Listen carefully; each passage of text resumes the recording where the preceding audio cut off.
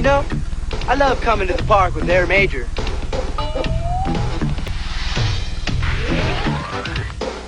Because there's nothing better than spending a little time with man's two best friends.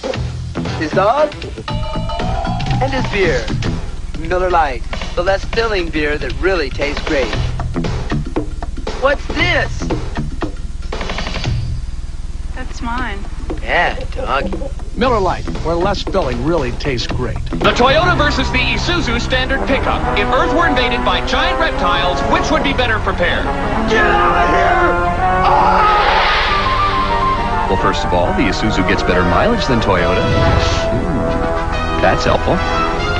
Plus, it has the biggest payload in its class, so it can carry more. All in all, when the giant lizards come, I'd rather be in an Isuzu. Because it even has more legroom. The Isuzu pickup at just $7,779. There's no comparison.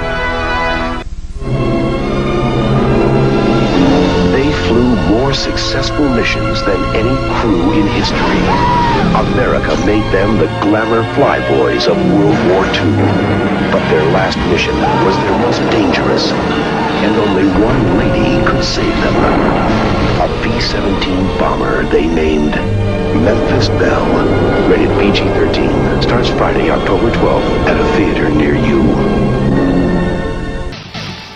Okay, we resume now at halftime, and as promised, here's Commissioner Paul Tagliabue in the studio with us. We left off at the end of the pregame show talking about instant replay, and one point is that obviously there are big differences from game to game in the amount of available equipment. Does that concern you? It doesn't concern me, I guess, for two reasons. Number one, the two teams are playing with the same amount of equipment in the game. And number two, with our 2-minute limit this year for reviewing the video, no one's going to get 8 or 9 or 10 camera angles anyway. So we're basically going to be looking at roughly the same number of camera angles in each game. Now, what about in a very big game, very big late-season game with that 2-minute rule in effect? And if after the 2 minutes have gone by, just for the purpose of enlightening the audience, the network covering the game comes up with what is now the definitive replay, and it clearly overrules the call that has just stood or should have, and you don't have the capability because of the 2-minute rule. Well, the coaches said, you know, that we should strike a balance, and everyone felt we should strike a balance between having the game move along. As you know, the rule is that the replay has to be clear and indisputable. And if you can't make that judgment within 2 minutes, the consensus among the coaches and the teams was that we should go back to the field and play. Will? Paul, let's jump to a couple of issues you're going to have to deal with, I think, here shortly. How about Eric Dickerson? When do you anticipate making a decision with what's going to happen to him? I think probably sometime this week I'll get back to Eric and to the Colts with some indication of what I think they should do and whether there's anything I can do about it, frankly. How about Clarence Kay? I think you've got some kind of an idea of what you might do with his situation. Well, Clarence, you know, was arrested for speeding, and I think I've seen enough now to convince me that Clarence should be permitted to play for the Broncos, and I have informed the Broncos of that recently. There's some feeling in the league. You got an important meeting coming up Tuesday where the owners are going to come in to vote on a practice squad. Some of the owners think that this might be the first step towards a new collective bargaining agreement with the players. How do you feel?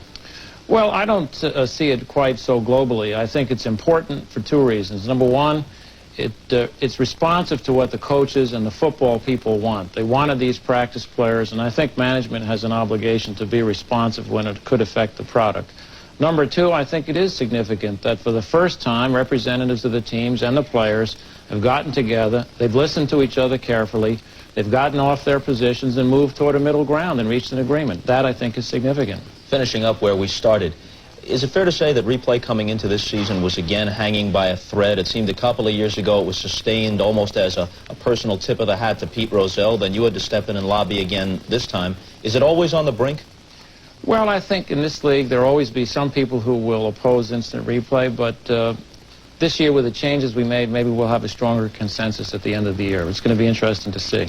I wish we had more time, but we thank Commissioner Paul Tagliabue for stopping by. Will McDonough, O.J. Simpson, and I will be back as halftime continues in a moment. So, folks, you want to know how to win big in McDonald's McMillions on NBC? Mm-hmm. You go for it. That's right. You got to go to McDonald's for a new McMillions ticket every day.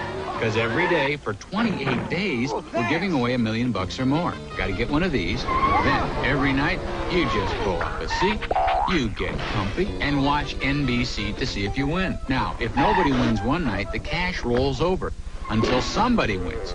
So come on, play McMillions on NBC. Life without choices is like a jukebox with one song.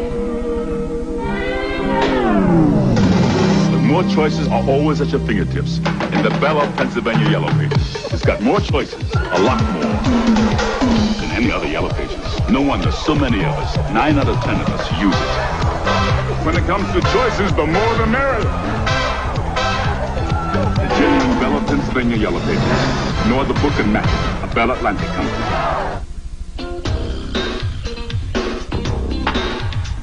Working on a boat, I'm going down, down. Working on a boat, how about another round? 5 o'clock in the evening, I'm already home and gone. An Iron Man is always working. We work hard at having fun, and it's rough.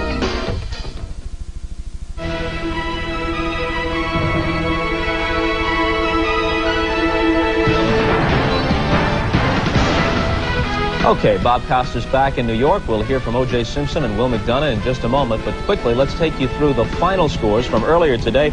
At Giants Stadium, Dan Marino was completely thwarted. Sammy Smith held to 5 carries for 9 yards. Meanwhile, Otis Anderson had 2 one-yard scoring runs for the Giants. They go to 3-0, hand the Dolphins their first defeat, 20-3. Green Bay's Don Majkowski made his first start, but he was ineffective, rusty, and Kansas City beats Green Bay at Green Bay 17-3 with the help of this 5-yard touchdown run in the first half by Christian Okoye, and the Chiefs are now 2-1, might have been 3-0. They barely lost on Monday night at Denver. Now here's Bears coach Mike Ditka. His team is 18-1 in September since '85. Minnesota tied them with less than 2 minutes to go. But as the clock ticks down to 4 seconds, Kevin Butler, one of the game's best, connects from 52 yards. The Vikings lose, and the Butler did it, 19-16. Boomer Esiason brings the Bengals to the line of scrimmage at Riverfront Stadium. They had to come from behind to win their first 2 games of the year. Today, they established themselves early, and they crush the Patriots 41-7. This 42-yarder to Eddie Brown was part of it. On to Cleveland we go. Bobby Beathard looking for his first win as the front office maven of the San Diego Chargers, his new team. And he watches the defense do the job. They rush Bernie Kosar. It's one of 2 interceptions today. Henry Rolling picks it off, nearly brings it back for a TD. The Chargers did score moments later, and they go on to the upset victory by a score of 24-14. Both these clubs are now 1-2. To RFK Stadium for an NFC East battle. Mark Rippon goes out of the game with a knee injury. He's replaced by Stan Humphries in the second half. Meanwhile, Troy Aikman of the Cowboys has his problems. He passes from the end zone. It's intercepted by Darrell Green, and watch the fancy stepping he does. Eventually, he brings it back 18 yards for a touchdown. The only TD of the day. Chip Lohmiller had 4 field goals for the Redskins. They win it 19-15, take their record to 2-1.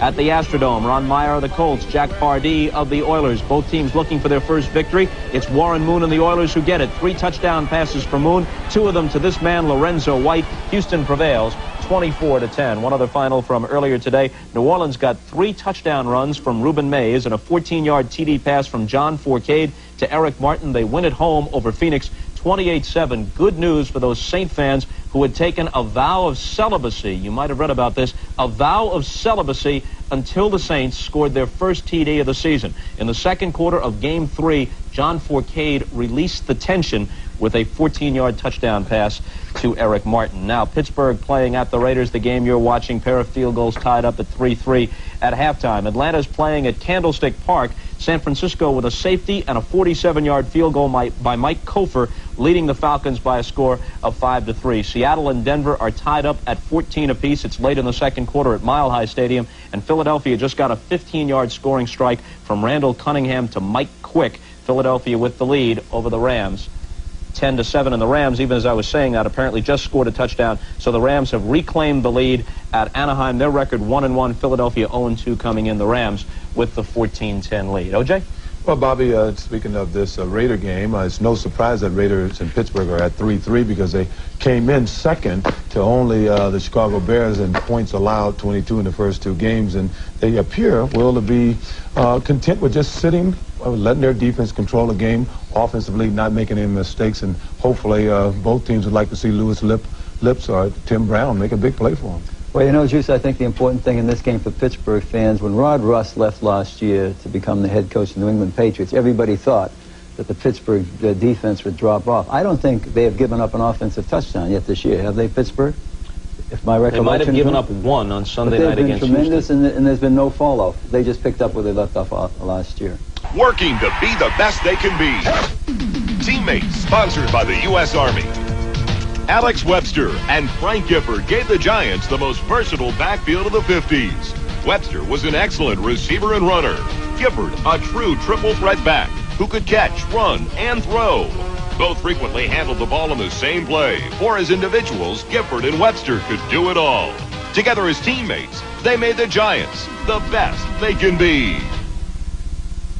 Approaching landing zone. Prepare to land. Let's move! Got a connection to make. Give the Army Signal Corps 30 minutes and they can turn a mountaintop into a satellite communication station. Qualify for training like this, and you'll learn to work with some of the most exciting high-tech electronics around.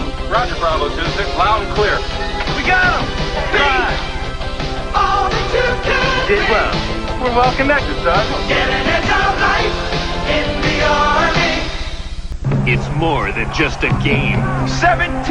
And if you play your cards right, 20! you could win it all. 25! 25? I won! With that lineup? Yeah! Yeah! Play Diet Coke Super Bowl lineup, and you could win up to $25,000. Game pieces and caps only on packages with Super Bowl lineup emblems.